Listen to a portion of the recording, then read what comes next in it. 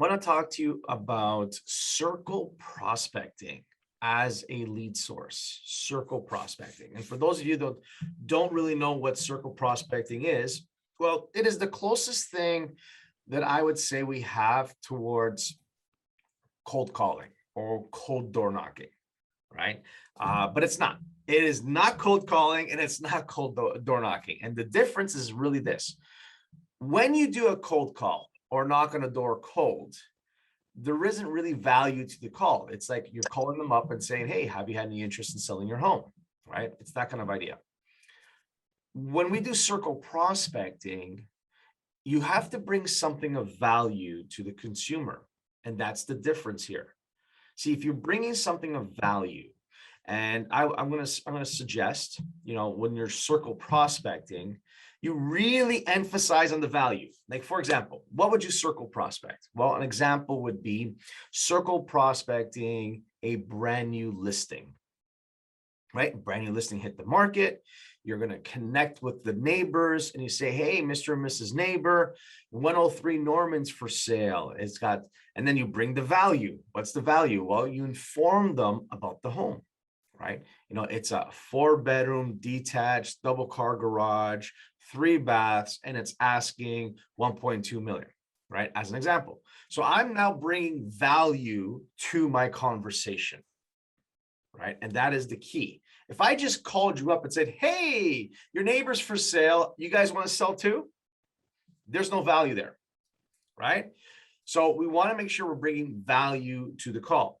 Now, you can do the same thing with door knocking, same kind of concept, right? It's bringing value to the call. We're talking about listings, but it can also be sales, right? If you sold a property in the neighborhood, you want to call up the neighbors. It's like, hey, Mr. and Mrs. Neighbor, just let you know that your neighbor sold, right? We got this much for the property, right? And we have a few buyers that still look in the marketplace, still looking in the area, wondering if you folks had any interest in selling, right? What else can we circle prospect? We can circle prospect around a open house that you're doing. So if you're doing an open house, right, inviting the neighbors to the open house.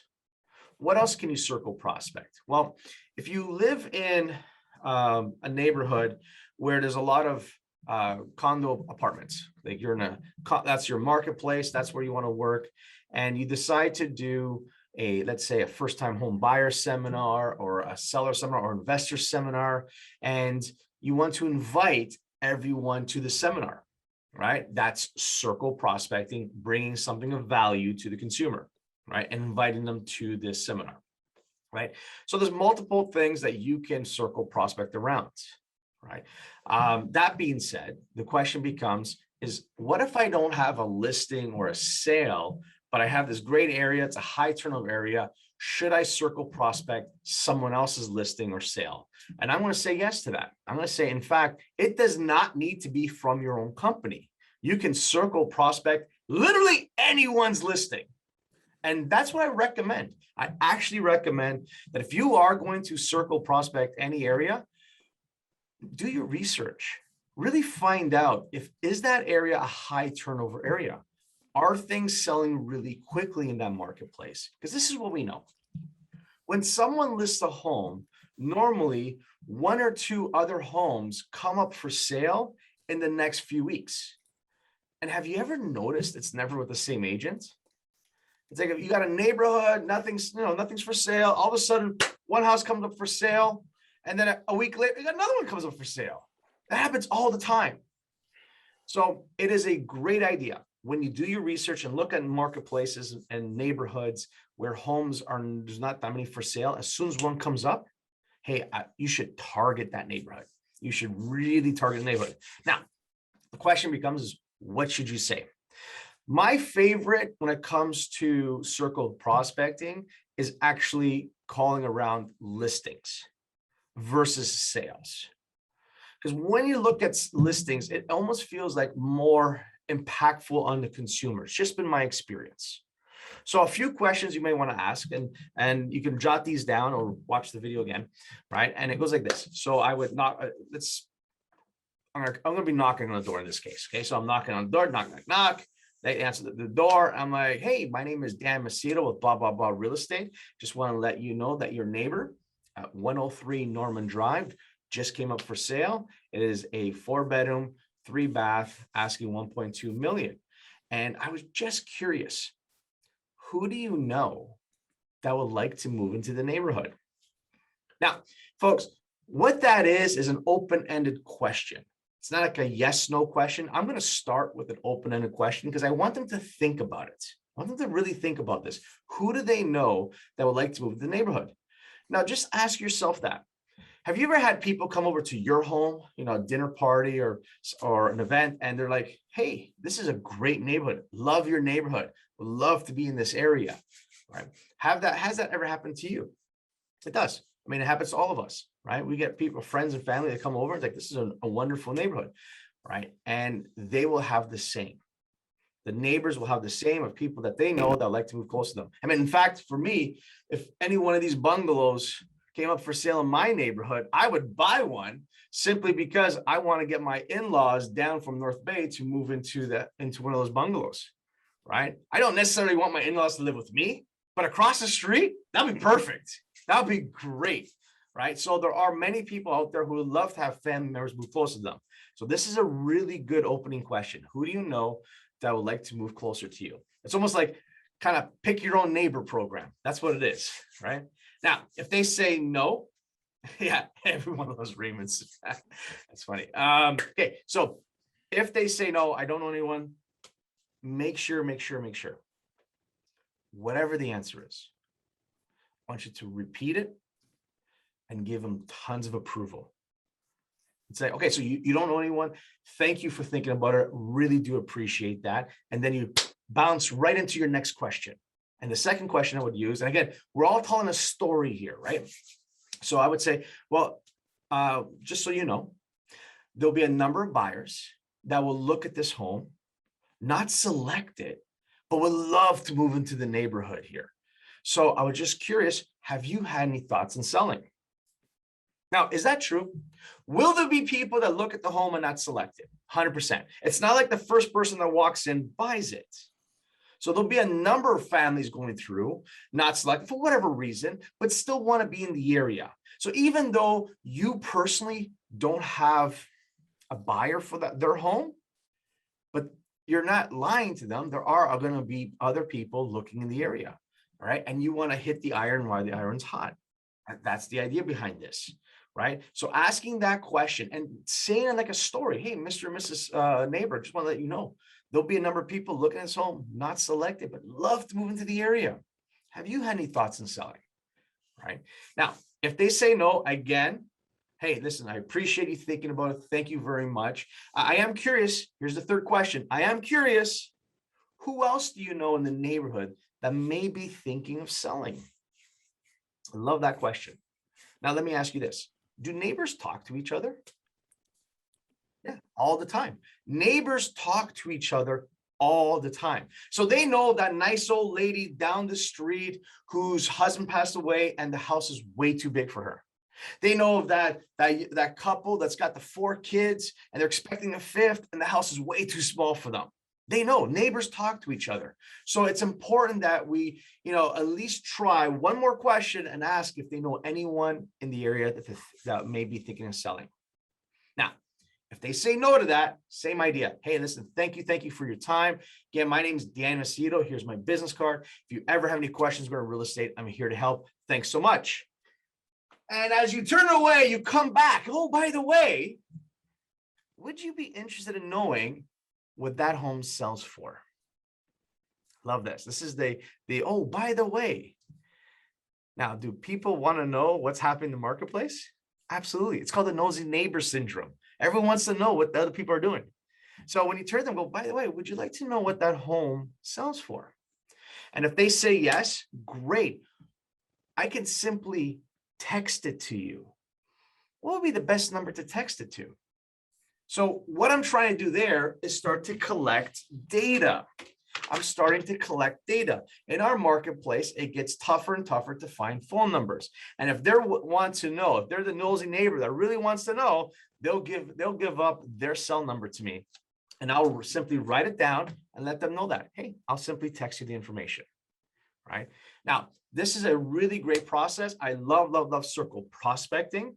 Some of you are like, hey, Danny, this is great, but I really, winter time comes here and we're in Canada and it sucks to go door knocking. So I rather call. I'm like, cool, but I can't find phone numbers. Anyone have that problem? You can't get phone numbers for these homes, right? Absolutely. Totally agree with you. So I'm going to share with you a couple of sites that you can go and get phone numbers, right? So we're going to start off with my Canadian clients.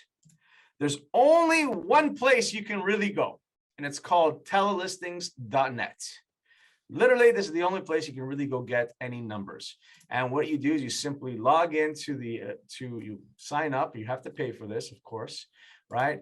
And when you sign in, you can simply, as soon as this works, right?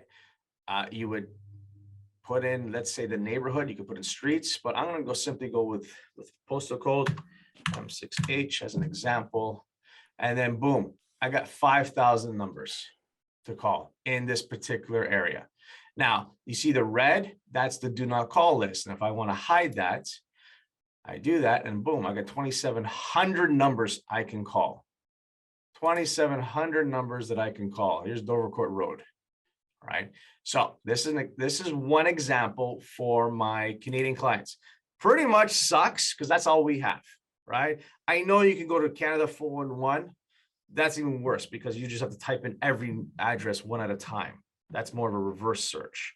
Now, for my American clients, you guys got it great, to be honest with you. You guys got numbers everywhere. You can go to, right?